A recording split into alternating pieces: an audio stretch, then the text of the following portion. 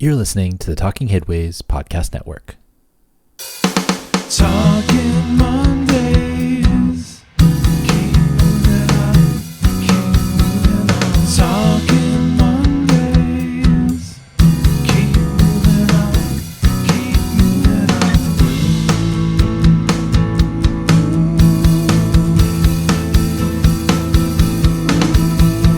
Talking Mondays. Keep moving on.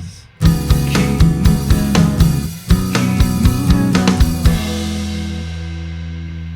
Happy Monday. This is Mondays at the Red Wire, sponsored by our super generous Patreon supporters. I'm Jeff Wood, your host, and joined by Kea Wilson and Dr. Anat Caspi.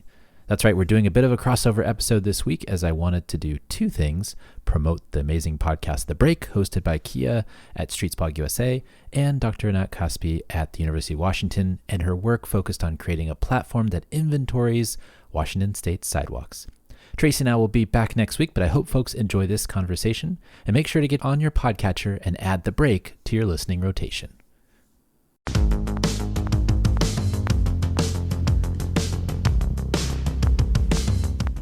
Hey guys, welcome to The Break. I'm your host, Kea Wilson. So for the last few years, researchers in Washington State have been developing something amazing that it's kind of hard to believe that no one else has. Namely, a comprehensive digital inventory of every single pedestrian path in the state. And along with it, they've also developed a collection of tools that allow all kinds of people with all kinds of different mobility challenges to find the right route for them, as well as for transportation officials to identify problems with those routes and fix them. But why did it take an American state so long to create this asset, even in an era of Google Maps and smartphones?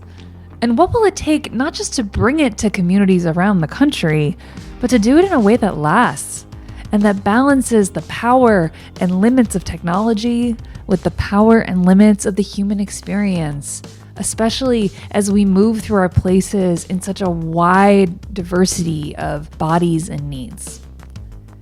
My guest today, Dr. Anat Caspi, has made wrestling with these sorts of questions her life's work.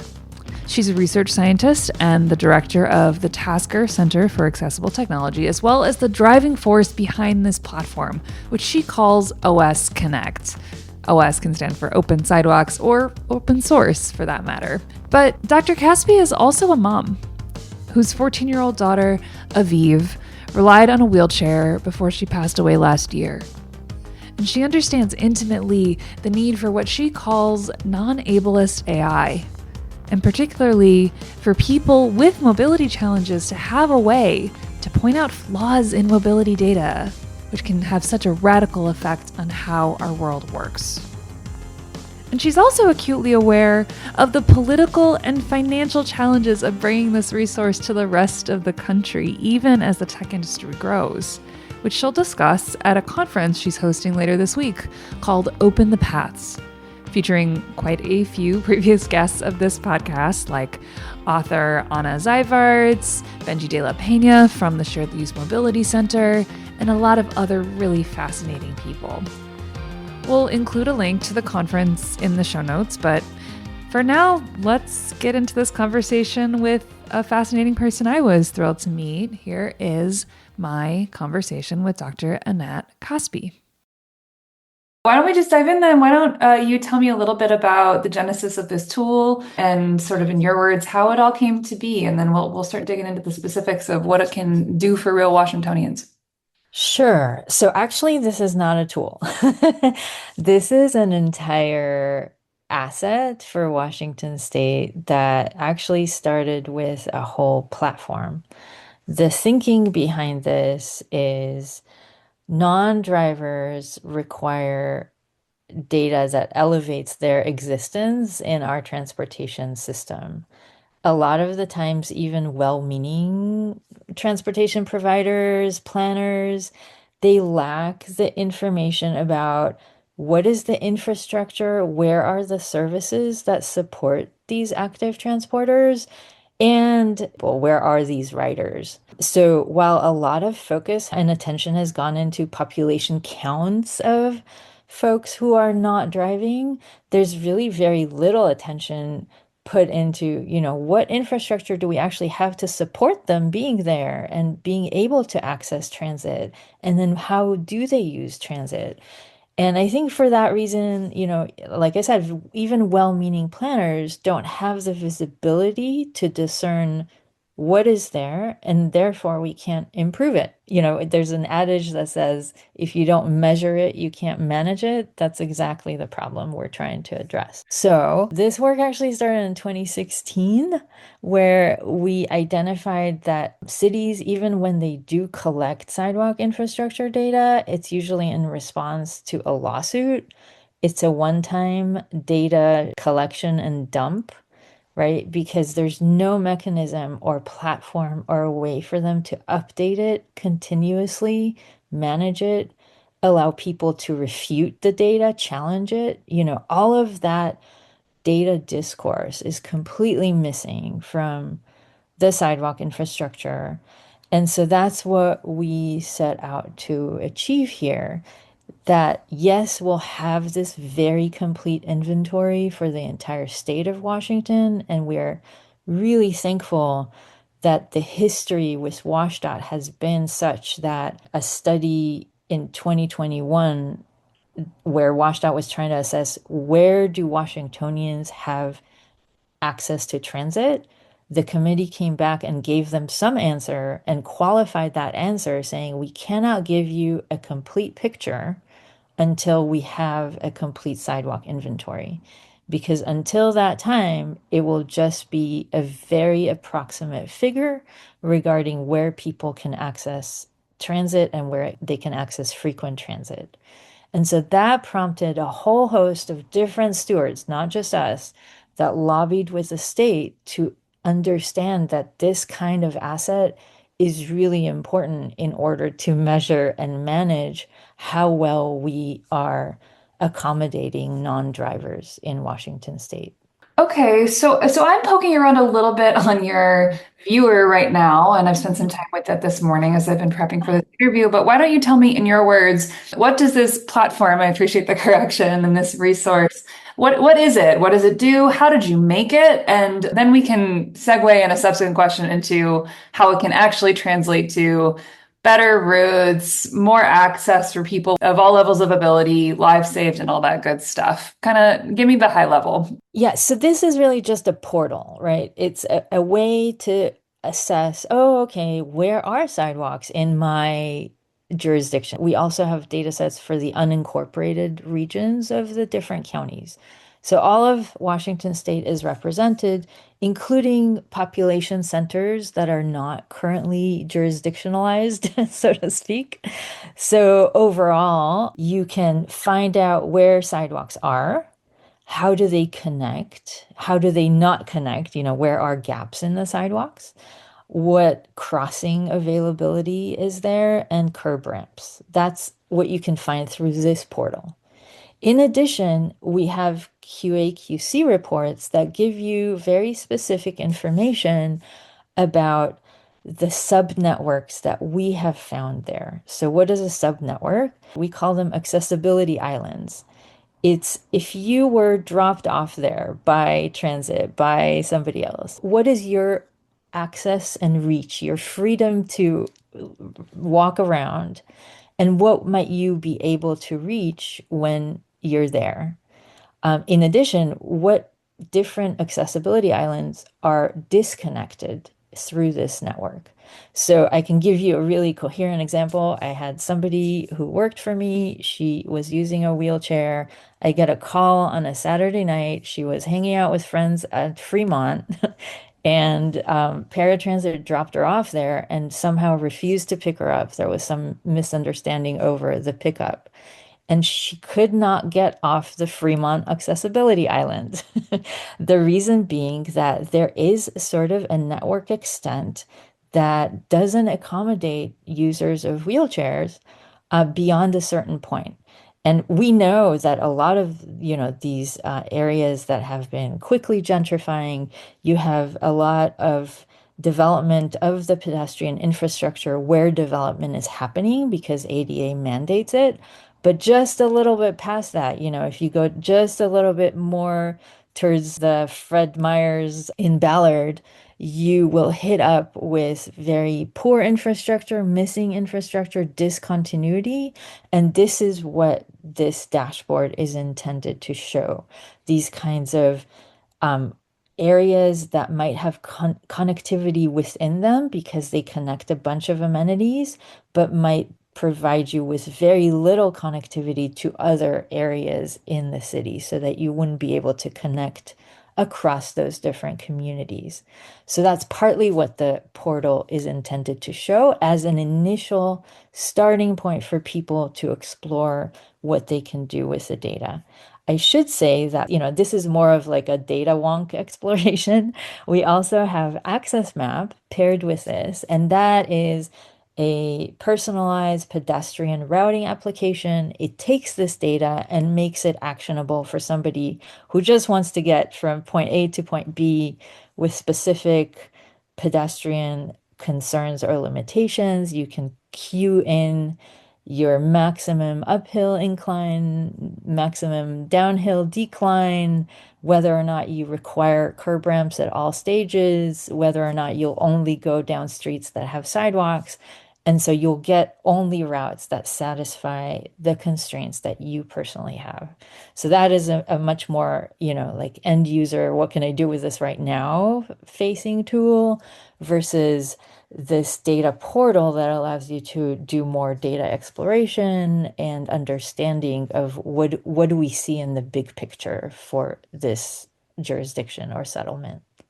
That's fascinating. And I spent a lot of time talking to Anna Zeibarts, who I know is speaking at the conference that you linked to in your release about how folks with disabilities are often like manually going on Google Street View and clicking through and looking at a photo from a car that might have been taken 2 years ago and saying, okay, was there a sidewalk there then? I'm going to have to trust that there is one now. How does this tool improve upon that state of affairs? What are the challenges and how did you overcome them to keeping a current up to the minute inventory of these assets that someone could actually rely on to get to where they're going?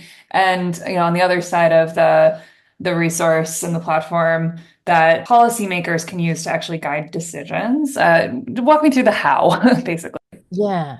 So when we were asked to do this, we already had a machine learning methodology for doing the kind of sidewalk inventory that we're talking about through aerial imagery, which is, of course, has its pluses and minuses. The limitations are that aerial imagery is often not openly shared or disseminated for a number of years.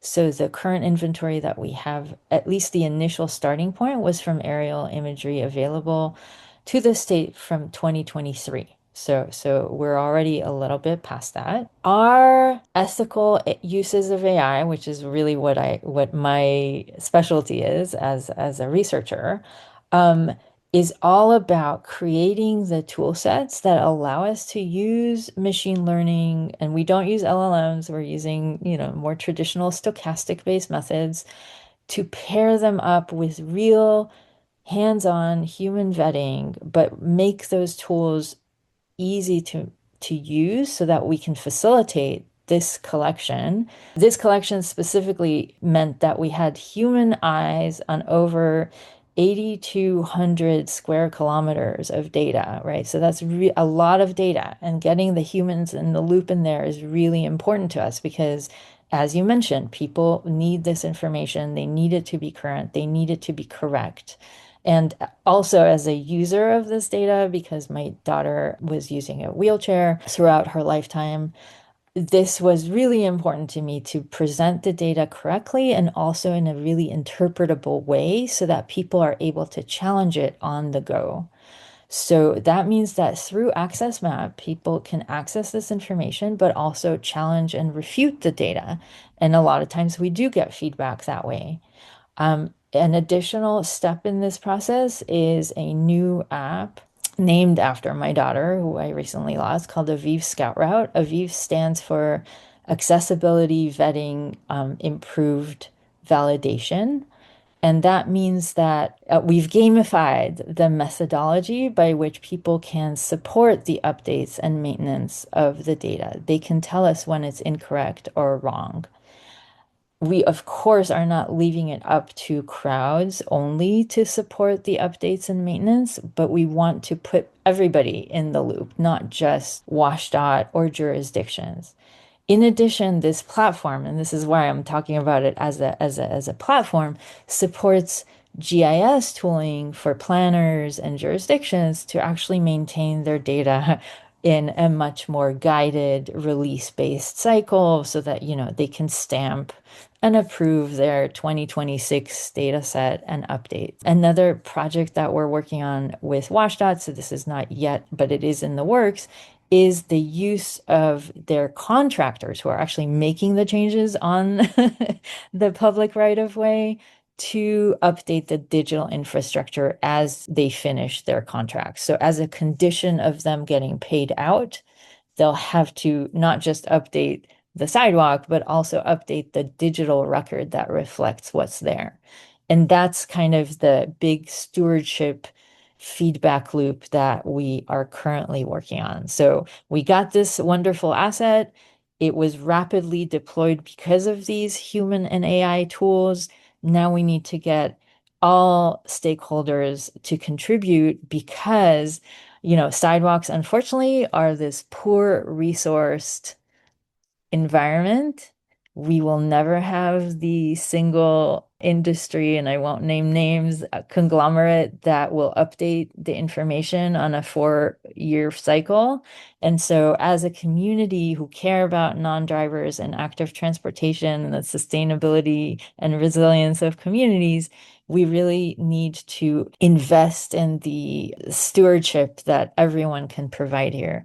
And unfortunately, that does mean that the people who require the information the most do have some level of, I wouldn't say responsibility. The responsibility is not with them. The responsibility is with the jurisdictions, but a lot of the times that falls short. And so it does end up sort of the tragedy of the commons is that as a crowd, we'll have to also help support maintaining and updating that data. Yeah, well, first I want to pause and say I'm so sorry for the loss of your daughter. I mean, I'm one of the many people who do this work for personal reasons as well. And I can hear your passion for this, not just as a data scientist and a researcher, but as a mom, and just wanted to send my heart out to you as well. So in that spirit, well, first I wanted to ask, when you said that there is no data conglomerate that's going to do this for us, we have to do this as a community of people who care. Well, first, if you could tell me a little bit more about why you think that this is not a platform that is likely to be maintained by conglomerates and by corporations. And then also what it would take to extend this kind of a portal, not just across the other 10% of Washington state that you weren't able to capture at this time, but across the entire country. How do we get there? Awesome. Yes, I love these questions. Thank you. I'll start with the second part. We are actually pushing through those last 10%. Out of the 458 target population centers that were remaining, we are done with 249, and we will absolutely be done at the end of this biennium. So my belief is that we will have captured all the sidewalks in the state of Washington by the end of this biennium. The tooling that we've set up is built for scale, and so we are actually actively in conversation with California and Minnesota in order to extend this type of framework to other places.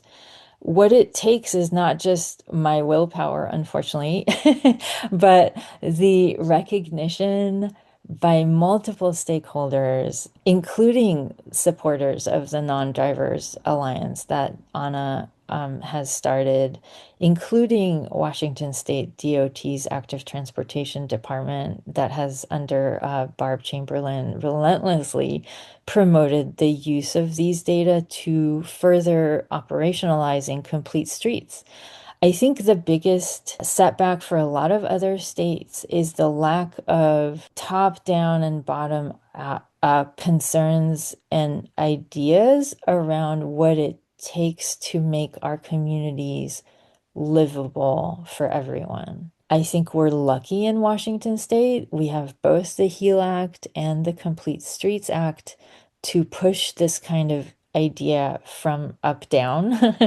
And now that we have this scalable system, we're able to really operationalize it. What I found is kind of missing a lot of the time is you have these wonderful policies, and they really do promote a first class membership in society for non-drivers, which we have lacked. The problem is that people on the ground don't really have the mechanism to operationalize this at scale. And what my hope is for this platform is that it is recognized as that. And when I say calling it a platform, it's not just the AI collection. It's not just the data storage system that we've created with accessible programmable interfaces so that any developer can consume this data at scale. It's really about that stewardship cycle that promotes engagement and discourse about this data so that everybody gets to talk about it and refute it. You asked me about why are folks in industry not fully on board. The pushback I get from Google oftentimes is like, oh, nobody wants to pour into the map data this much. But my studies and research has shown otherwise. When we have this 10-year longitudinal study, over 400 people out of 585 said that Google directions doesn't give them the information they want when they are pedestrian mapping, right? When they ask for pedestrian directions. And so I do believe that people want this. I think the tool sets we've had have been so car focused that people have been poorly trained to accept bad data, data that doesn't inform them with what they need. When we first launched Access Map and expected to get a lot of input from the disability community, the first community to really come in there were parents of kids who wanted to teach them how to ride bikes and wanted safe sidewalked environments that were curb ramped and therefore they would know where to go. So there are absolutely consumers for this data. I think it's the large industry folks who, get a lot more compensation and business case uses around car use. But I think if we start demonstrating the clear serviceability of this type of information, that might change. That's my hope. Currently, presently, I'm not going to count on it. We had Meta as a partner because, of course, they want to sell everybody things and ads while you're also traversing the sidewalks. And I think it was part of their metaverse idea. And as soon as that dropped, they dropped their intent and interest in sidewalk information. So I also think that another issue is, the shiftiness of the focal points for industry. We need to stay really focused on how we allow non-drivers to safely and accessibly get around communities. Beautifully said. Okay, well, you've been really generous with your time, and I gotta say, I could talk to you all day, and it was a fascinating conversation, and I can see other portals to other ideas we could explore. But is there anything about this launch that I haven't asked you about that you think it's particularly important for my audience of Streetsblog readers to know? I want to give you the last word. Yeah, I think all of this sounds really data wonky. Day two of Open the Paths, which I really encourage people to either come or watch the videos after the fact or join us. Because to me, this is a moment where, okay, now we have this asset. It will give us a lot of information and it could really launch us into an era where non-drivers do become first class members of transportation planning, but it really takes a village. And that's why I'm so thankful that Anna is going to be there, that Kirk Havenkrotter from Transportation Choices Coalition is going to be there. I think we're at the point where we're starting a real movement to have Washington State support our non-drivers in equitable ways. And of course, part of this particular event is about launching our stewardship of an amendment to the budget, not in this year's legislative cycle, but in next year's legislative cycle, to support this on an ongoing basis. Right now, the state has agreed to support this very generously until the end of the 2027 biennium. But in order to have this live on, we need to have sort of like sustenance budget and support. And that takes everyone to join in that effort. And actually, I should also name Council Member Claudia Balducci, Council Member Alexis Mercedes Rink, as well as Representative Greg Nance, who have really been huge supporters of this. And I am so grateful for everyone who will show up that day.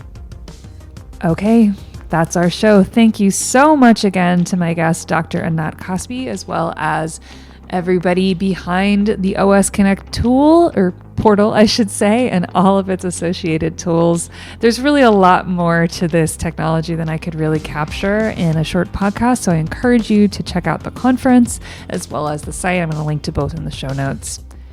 If this podcast was valuable to you today, I hope you will support the show by either leaving us a positive review on Apple Podcasts, Spotify, anywhere else you listen, by making a financial contribution at usa.streetsblog.org, that is our parent company, or by just telling a friend to check it out. It really helps us spread the word. The Break is a production of Streetsblog USA.